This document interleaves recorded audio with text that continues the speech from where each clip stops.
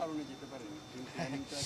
এটা তো বলা মুশকিল আসলে। এটা আমি শিওর যারা নীতি নির্ধারকরা আছে তারা ডিসাইড করতে পারবে। ভালো কোচ, ক্যাপ্টেন, টিমের যারা আরও পার্ট আছেন, প্লাস হচ্ছে ক্রিকেট অপারেশন বোর্ড, এরাই সবাই মিলে ডিসিশন নিবে, কিংবা তারা আলাপ আলোচনা করে বুঝতে পারবে যে আসলে কোন ল্যাকিংসগুলো ছিল এবং ভবিষ্যতে যেন ওই ল্যাকিংসটা না থাকে সেই জায়গাগুলো নিয়ে কাজ করবে। সাকিব ভাই। আহ ও নিজের নিয়ে এখনো তেমন কোনো প্ল্যান নেই। এখন আপাতত প্ল্যান হচ্ছে যে দুইটা টি-20 টুর্নামেন্ট আছে আমার সামনে।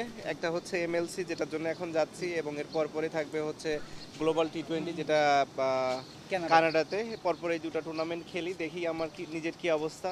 এরপরে দেশের জন্য তো ইন্টারন্যাশনাল ক্রিকেট যেটা আছে, যে পাকিস্তানের সাথে টেস্ট সিরিজ। সো আপাতত প্ল্যান এতটুকুই, খুব বেশি আসলে প্ল্যান করিনি। নিজের বোঝার দরকার আছে, এবং এখন আসলে ওরকম সময় নেই যে আসলে 3 বছর 4 বছরের প্ল্যান করা। আমার মনে হয় 3 মাস 6 মাসের প্ল্যান করাটাই বেটার, এবং এর পরবর্তী প্ল্যানটা তারপরে। আপাতত এই পাকিস্তান সিরিজ পর্যন্তই প্ল্যান আছে। রিসেন্টলি তাসকিন আহমেদের একটা ইস্যু এসেছে যে তিনি ঘুমিয়েছিলেন, তাই ইন্ডিয়ার এগেইনস্টে ম্যাচটা খেলতে পারেননি। আচ্ছা, জানি না এটা কি জন্য হয়েছে। মেবি কোনো এক্সপ্লেনেশন দিতে গিয়ে হয়েছে কিনা জানি না, যে কি কারণে তাসকিন খেলে নাই, কারণ সে তো টিমের ভাইস ক্যাপ্টেন। বলতে গেলে অটোমেটিক চয়েস। তো যখন সে না খেলবে, স্বাভাবিকভাবে মানুষের মনে প্রশ্ন আসে। এখন সেটার এক্সপ্লেনেশন তো দিতে হবে।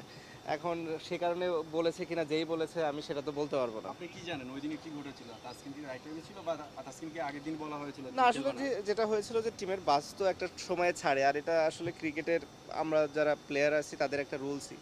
নর্মালি বাস কখনোই ওয়েট করে না।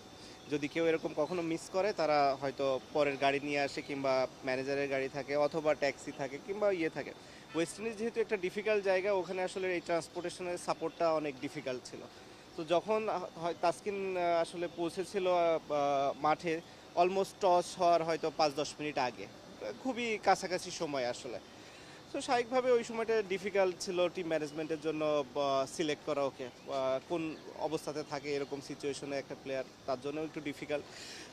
স্বাভাবিকভাবে তাসকিনের পরে অ্যাপোলোজাইজ করেছে পুরো টিমের কাছে। টিমের সবাইও এটা খুবই স্বাভাবিকভাবেই নিয়েছে।